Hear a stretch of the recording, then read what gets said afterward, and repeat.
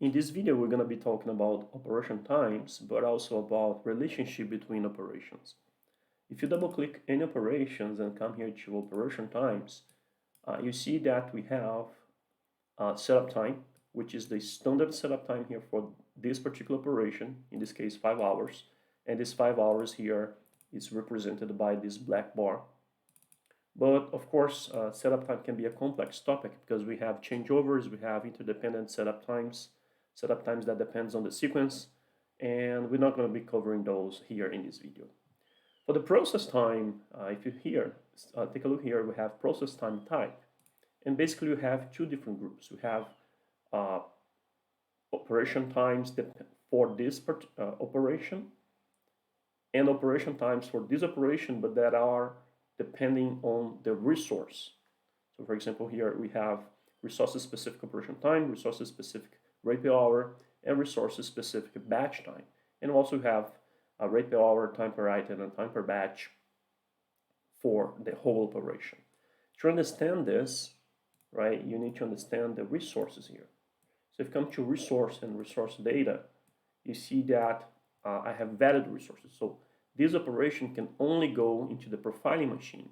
And if you double click here, the profiling machine, you have what is the actual operation time for this operation if it runs in this resource.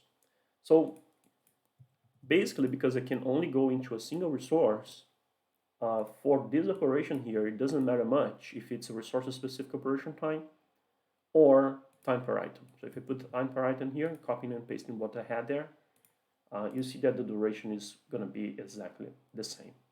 But for, let me place on the planning board here, we have cases that we have multiple resources, which is the case for the spiraling. We have spiraling 01 and spiraling 02.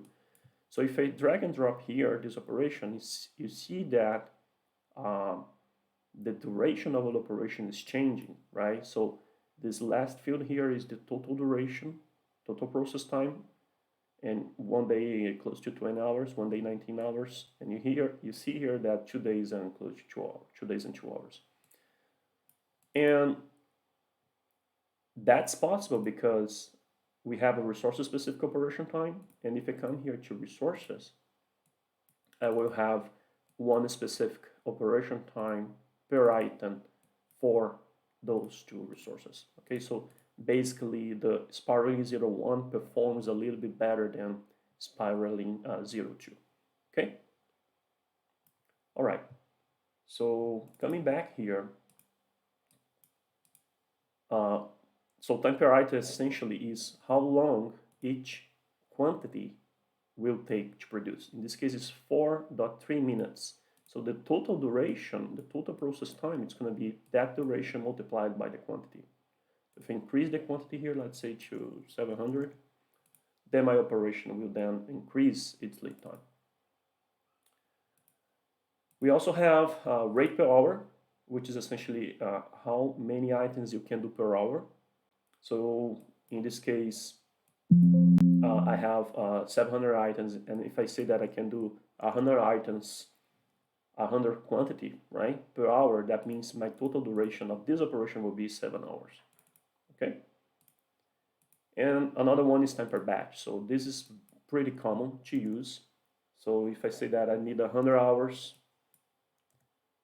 it's gonna take 100 hours. So you see 4 days and 4 hours here.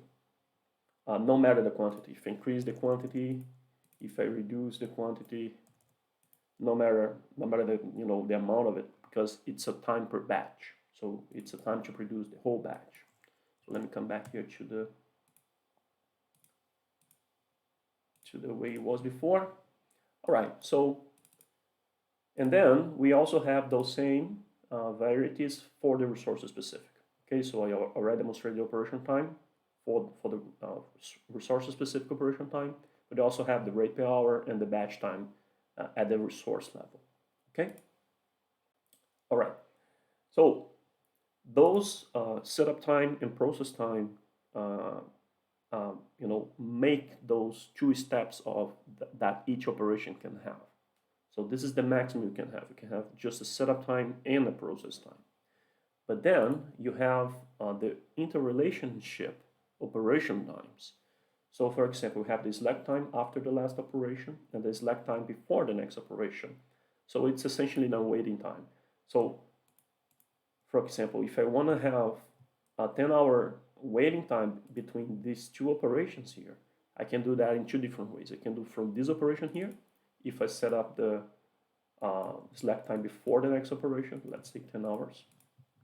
Now if I repair my schedule, you see that I have a waiting time of 10 hours between this operation and this operation. So you see that's 12, 17, 12, so 10 hours of waiting time, okay? But you could also have, let's say that I want to have a 5 hours waiting time between this operation and this operation. Another way to do so, it's from this operation here, if you set up the slack time after last operation. Okay, so let's say 5 hours here.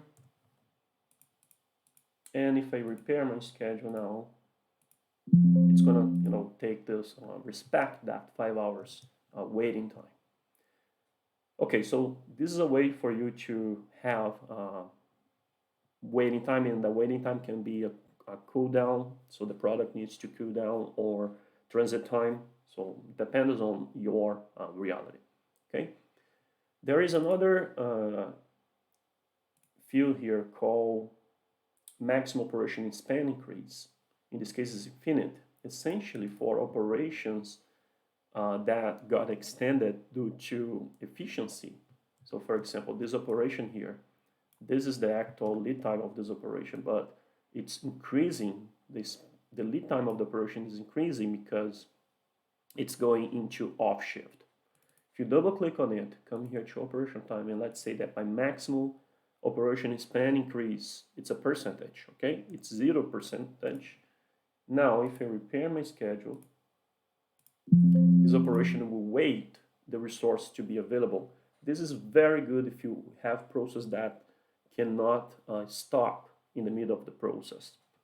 But 0 is just one example. So for example, if you want to say that my maximum operation span increase is 50%, I believe this is also not going to be able to support. Yeah, 50% is not enough because the lead time increase here is greater than 50%. But let's say that I can do 100% span increase. Now probably it will allow it to schedule in the weekend like this. But let's say that I have here at 7 a.m. 16 another, let's say, plan and maintenance, right? On 16, 7 a.m., that's fine. And it's going to take another 3 days, right? Now the operation is increasing greater than 100%. So if you schedule it again, then the operation will, well, in this case, it could go into two different resources. So it decided to go into the spiraling one machine, even though it's a slower, machine. So let's put this plan and maintenance as well into the spiraling two machine. Spiraling one machine, sorry. 16 here until 19. Right. So now if you schedule it, then this operation will wait the resource to be fully back online, and it will not do this because this is increasing the lead time of the operation to greater than 100%. Okay? All right, so let me undo those changes.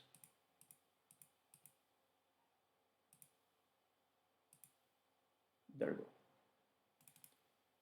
So how it is. Okay, so I'm allowing it, no problem. Let me just do a reschedule. There we go. So I'm gonna be talking about the maximum time before next operation now. This here, essentially, it's the opposite of this one. So it's a minimal waiting time, and this is a maximum waiting time. So for example, if I want to set up a maximum waiting time between this operation and this operation here, Let me simulate another calendar exception here, saying that I am on planned maintenance, starting this and completing 1 day later. So that's a 24 hours of planned maintenance here. So you see that this operation is waiting close to 24 hours between the end of this operation and the start of this operation. So depending on your process, you cannot afford that. And one way to simulate this is by using the max time before the next operation. So let's say my maximum time before next operation is 0. So 0 hours, right? And the interval type here, it's the end of my current operation to start of the next. So essentially end of the current operation, which is this one, to start of the next. When they say start, it's talking about the start or the setup start. So as you can see on this tip display here. So now, if you reschedule, you see that this operation has, scheduled in a way that it's a 0 duration. But if you put, let's say, 2 hours,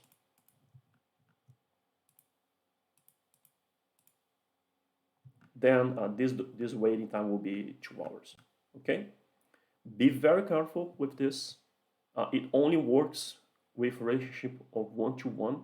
So in this case, 1-to-1, I'm having one relationship.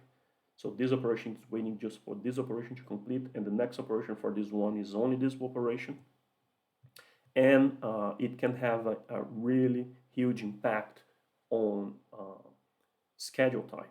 Okay, it has a really huge impact on the performance of the scheduling rules. Okay, and also, for example, if I set up now that I have a slack time of next operation of 5 hours, so this is conflicting, right? I'm saying that my max waiting time is 2 hours, and I'm also saying that my minimum waiting time is 5 hours. So 2 hours of maximum waiting time and 5 hours of minimum waiting time. Okay, so if you reschedule now, Opcenter APS will never be able to schedule it. So it's even trying, you see, because it's conflicting, right? So look at what the system has done. So it put at the end of my planning horizon this operation here, because it was never able to find a time, a schedule that satisfies those two conditions, because they are conflicting, right? Okay, so let me come back to the way it was before. Yeah, so let me put 0 here. All right, so we have other options for the interval type. I recommend you taking a look on them. The end time of current to start time of next is the most common one, but you could have end to end, start to start, start to end, and so on and so forth. Okay, so let me put no limit here, infinite, -1, that's fine. Okay, so let me just reschedule to see if everything is okay. There we go. We have other options here, such as productivity multiplier. So this is essentially an efficiency at the operation level. So I'm talking about a percentage here. So this is 100%, but you could say that my operation is performing 20%. My productivity multiplier is 20% faster than the standard. So if I do this, you see that the lead time of the operation has decreased, right? So that's a great way for you to essentially simulate efficiency at the operation level. Okay. So if you say that this operation takes it's 50%, now it's going to take twice as long. All right. Okay. Deliver buffer. So the deliver buffer, essentially, it is a buffer between the due date of the order and the end time of the operation. Of course, it's going to be for the last operation, but that can impact also other operations. So let me unschedule here, PAG material, and then reschedule. So you see now that I have a due date, a delivery date that is between, so the lead time, you know, the buffer time, it's between this end time here and the delivery date. So if I do a backward schedule,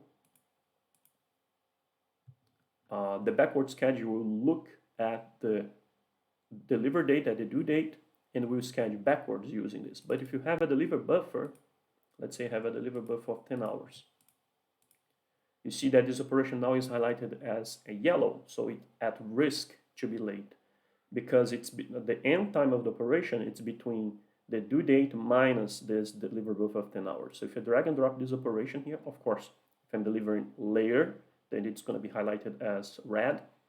And between the delivery date and the 10 hours is going to be at risk to be late, so it's yellow.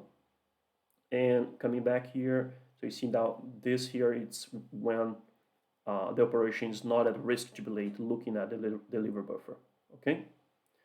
So if now I do another backward schedule, this backward schedule will respect this 10 hours duration, okay? So those are the main functionalities available in the operation times. At the bottom here, you just have the total setup time and the total process time, which is FYI, so it's for your information. You can use for reporting, you can use for operation properties, for filtering. And the effective operation time, it takes into consideration, it's essentially an effective operation time that takes into consideration the efficiency that this particular operation is going through. So for example, this operation here has a effective operation time of 4 minutes and 30 seconds for each quantity. And if now it enters off shift period, if you look at it again, it doesn't impact. But if you apply, let's say, a efficiency here, so this is on shift, but my efficiency is 75%, right? So now if you double click on the operation, come here, you see that it has increased the effective operation time. So it's a calculation that takes in consideration efficiency for calendar states greater than, that has efficiency greater than 0%. All right. One last, let me reschedule this now. Okay. So one last information that I want to give you is the transfer quantity. If you double click one operation, if you come to attributes now, at the top you have the transfer type. So after full quantity, that means for this operation to start, it's waiting for the full quantity of this operation to be completed. But if you put here a transfer time of after transfer quantity, you can specify a certain quantity. So for example, I have this operation is producing 603, and if I say that I can start after 60, right? So after I produce 60 quantity, I will be able to start the next operation. So let's now reschedule. Oh, sorry, I reschedule everything.